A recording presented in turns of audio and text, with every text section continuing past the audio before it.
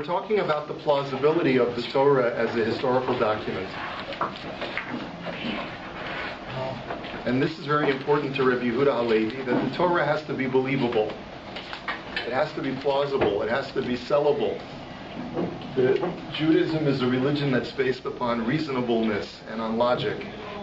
The Torah never requires us to believe anything that goes against what logical people are supposed to believe. There's nothing overly fanciful. There are no overly fanciful stories that are contained in the Torah that we're required to accept. Everything is logical and everything is reasonable. So we talked about the Torah as being a reasonable historical document, in that there seems to be a reliable transmission that is contained within the Torah itself. And the plausibility basically argues like this, that if Moshe Rabbeinu was going to present the Jewish people with a fabrication, then the fabrication that he presented to the Jewish people would never have gotten off the ground. It never would have been accepted. The Jewish people, if it was a lie, would have been able to see through the lie immediately, and he never would have been able to influence and convince the Jewish people that he was a real prophet. And now he's going to really sort of speak this out. So we're on the bottom of page 76, paragraph 48. And we're going to detail sort of this explanation. Looking for a reader today. The Kuzari said, this detailed narration of chronicles in your Torah removes any suspicion of falsification or mass conspiracy. It would be impossible for even 10 people to conspire together about falsifying a date for the creation of the world to be passed on to their children, without the collaboration ending in confusion. Eventually, the lie would be exposed. At the very least, anyone who would try to substantiate the lie would be disproved. And if this applies to just 10 people trying to pass on a date to their children, imagine how impossible it would be to proliferate a lie of this kind among an entire generation of people. Furthermore, the time frame involved is too recent for it to be believable. No such lie could succeed. So Moshe is trying to pass on a lie. If he is indeed trying to pass on a lie to the Jewish people, somebody out of those few million of Jews that Moshe was trying to persuade would have come up with something and said, especially we're Jews, there's always got to be someone who's going to disagree. Someone would have come along and said, come on, we know that that's not the way it was, because we've had our grandparents tell us about history. The Jewish people were slaves, but they weren't mindless.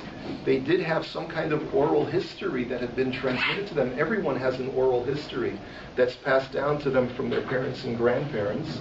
So what you, Moshe, are telling us about the story of creation and the flood and the Tower of Babel, if it was all complete fabrication, then the people would have figured that out. Someone would have called Moshe on it. No one called him on it. No one said, how could it be? We've never heard this before. So this kind of history that Moshe chronicles up to his time is certainly something that they can relate to. Now, the next part of what we're going to see in the Kuzari is that you take into account that Moshe Rabbeinu is encountering tremendous skepticism to begin with. When we look at the story of how he appears to Paro and to his own people, both Paro and the Jewish people are extremely skeptical of Moshe. So we have no reason to assume that he had this tremendous, charismatic, persuasive power over the people that was going to convince them that he was right, even though, he wasn't like one of these really charismatic televangelists who is able to say anything and people just say, amen, brother, we'll go along with whatever you say. Moshe didn't have that power. First of all, he was a stammerer and a stutterer like the Torah records. He doesn't seem to have been able to hold a tremendous amount of charismatic sway over the people. And the Torah itself testifies that people were extremely wary of Moshe, and they initially didn't really believe. And that was exactly what Moshe himself was worried about. He says, I'm not an influential kind of person. I'm not the kind of person that walks into a room and everyone wants to listen to what he has to say. Moshe himself says, I am a person who's got a heavy mouth and a heavy tongue. I don't really speak well, I don't really have that power of gab to be able to influence people. Why should the Jews believe in me? I'm a total stranger, I'm an outsider. And the truth is that even though the Torah records that initially, Vaya'amein ha'am, that the people did believe in Moshe, the question is, what did he say that made them believe? And it has to be that he provided them with certain plausible statements, things that they were used to hearing, things that they knew about already. So when he told them that he had come to redeem them and that Hashem had appeared to him, there's this immediate kinship because people can relate to that. We see that he comes to Paro. Paro is very skeptical of Moshe. Mi Hashem asher shma b'kolo. Who is this God that I should have to listen to him? And yet, the rest of the world accepts that the Jewish people have this accurate chronicling of creation as well, despite the fact that Moshe is met with tremendous skepticism. So let's see how he details this, please. Paragraph 49. The rabbi said, furthermore, Avraham himself lived during the generation of the dispersion. He and his family retained the language of his grandfather, Eber, and hence he acquired the title Ivri, the Hebrew. Moshe lived 400 years later when the world was replete with scientific wisdom of the heavens and earth. In this setting, he came to Paro and to the wise men of Egypt. Hold on just 1 second. He's detailing here the connection historically between the story of the Dor Haflaga, of the Tower of Babel, to the generation of Moshe Rabbeinu. There's about 400 years, he says, in the chronicling. If you look at the history of all the people that the Torah says begat and begat and begat, you'll notice through the number of generations and the number of years that everyone lived, there's approximately 400 years. Avraham Avinu was 52 years old at the time of the Tower of Babel, according to our tradition. And that also works out basically, if you do the math and you do the chronology, Avraham Avinu was alive during this time. Why was he called Avraham HaIvri? Why does the Torah call him the Ivri? You know, we're used to hearing the reason that he's called the Ivri is because he comes from the Aver HaNahar, because he comes from the other side of the river. And he was known as Ivri, therefore, when he entered into the land of Canaan, and he was a foreigner. But there's another way to understand the word Ivri, which means that he is descended from a man named Aver. Who was Aver? Aver was the son of Shem, who was the grandson. Aver is thus the grandson of Noah. So the reason why Avram is called the Ivri for this reason is ironically just the opposite of the other reason. There are two messages about Avraham Avinu. One message about Avraham Avinu is that he's the outsider. The Jew is always the ultimate outsider. We're known as the outsider, the person who comes from the other side. And there's a certain very powerful message about that, is that the Jew should always, in a certain sense, when he comes to a foreign land, always view himself or herself as the Ivri, as the Hebrew, the outsider, the person who comes from the other side. But for Rabbi Yehuda Halevi, that's not why he's called the Ivri. There's a certain power of that message, there's no question. But in this argument, just the opposite is true. Avraham is an insider when it comes to being able to use him as an accurate marker for history, for world history. He's known as the Ivri because he's just a few generations removed from the flood and he lives through the generation of the dispersion of the Tower of Babel. He's known as Ivri to create that familial connection going all the way back to Adam. So that's, for us, what Moshe is trying to describe, is that not that he's an outsider, but that he's part of, an integral part of the chain of history that goes all the way back to creation to the times of Moshe.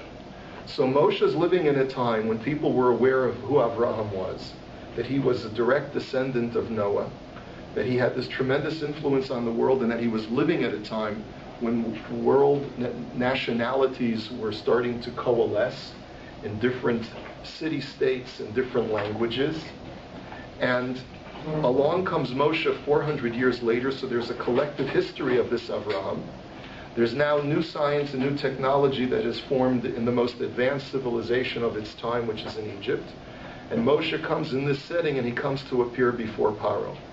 Paro, no doubt, has the same collective knowledge and history as the rest of the world does, that there was a story about the Tower of Babel, there was a flood, There was this idea about an Abraham that was the father of all of the Jews who came down to Egypt. Paro's no dummy. He knows the score. If he knows science, he knows technology, he knows architecture, he knows world history as well. So this is the reason why that Rabbi Yehuda Levi is presenting this. So it's in this setting that he comes to Paro and to the wise men of Egypt. Please continue. Even the wise men of Israel scrutinized Moshe because they were not completely convinced that God would communicate with man. Only after they heard God's voice at the giving of the Ten Commandments were they fully convinced. The skepticism, even among Moshe's own people, was not due to a foolish desire to abandon God, but was attributable to caution born from wisdom. They were well aware that charlatans might claim to harness astral forces in order to try and fool the masses.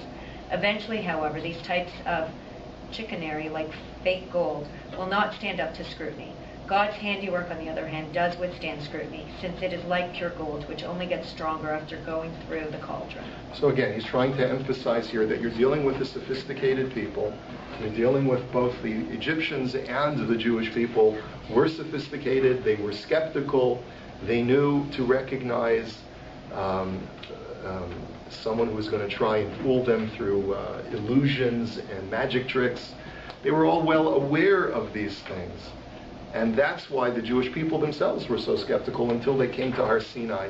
They were complaining and kicking and screaming until they come to Har Sinai. And then in Har Sinai, they truly have this sense of tremendous understanding and acceptance that God communicates with mankind. Thus, when Paro said, Mi Hashem Asher Shma B'Kolo, it's not that he didn't acknowledge that there was a God named Yud-Kei Vav-Kei that existed in the world. It's that there was no such God that he thought would communicate, this ultimate God over all that would communicate with human beings. That was not something that people were used to hearing. That was what was unique in this experience and this interchange that Moshe is having with Paro. Paro says, you're representing the God of all? Who is this God of all that I should listen to him? We refer only to the lesser gods that we can harness their power and communicate with.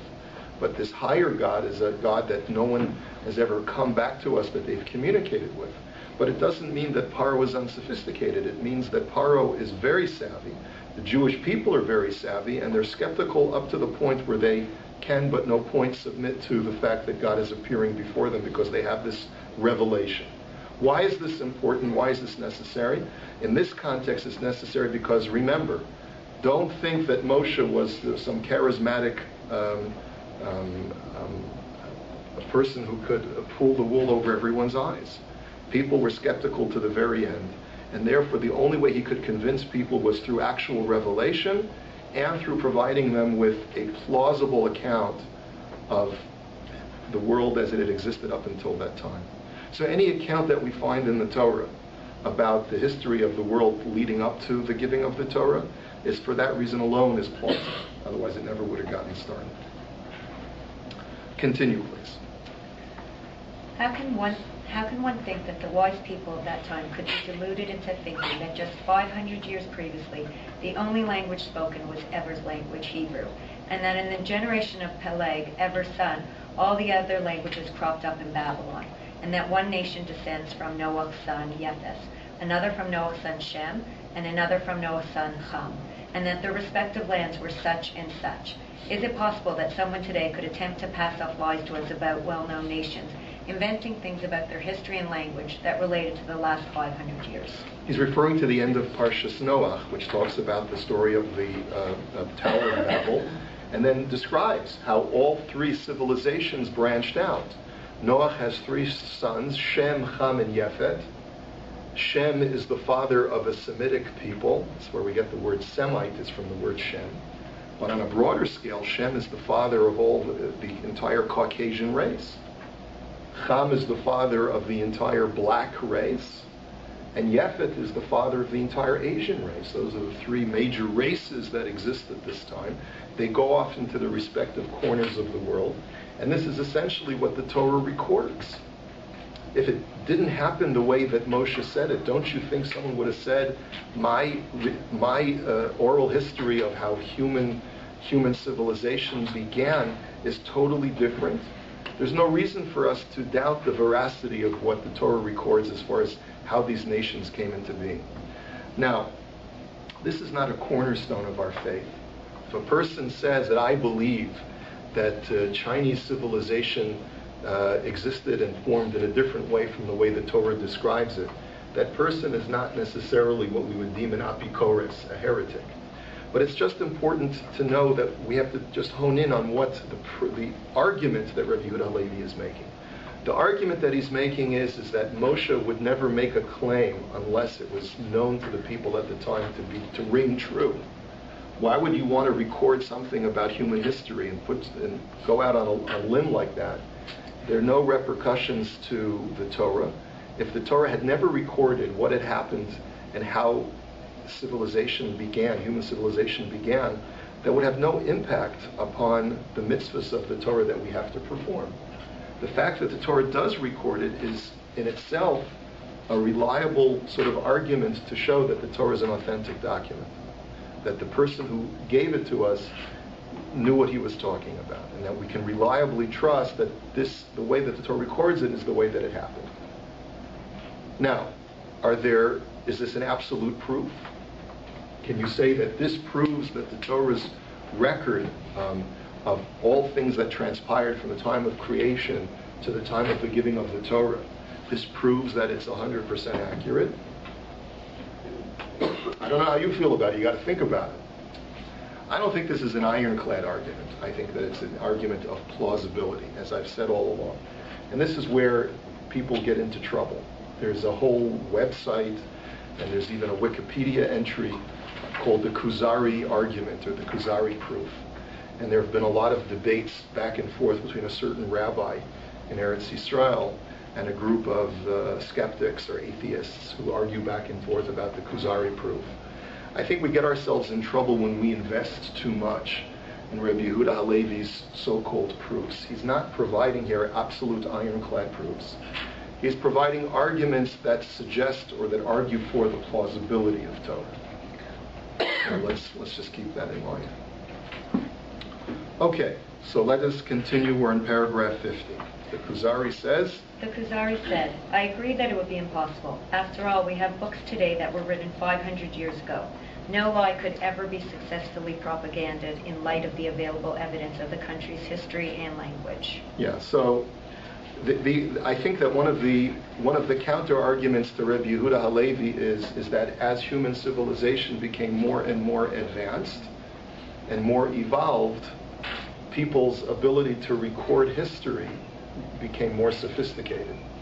So the argument that one could make to sort of, if one wanted to poke a hole at what Rabbi Yehuda Halevi is arguing, is that one could suggest, well, just because if today someone were to suggest to us that 500 years ago little green men came down from a spaceship and gave us a 614th commandment, right? No one would be able to believe that, because everyone knows what happened 500 years ago. 500 years ago, we were in the middle of in the Middle Ages, and we know which king ruled in France and which king ruled in Germany, and we know what was going on in the Far East, and we know what was going on in Africa at the time, and the New World was just being discovered.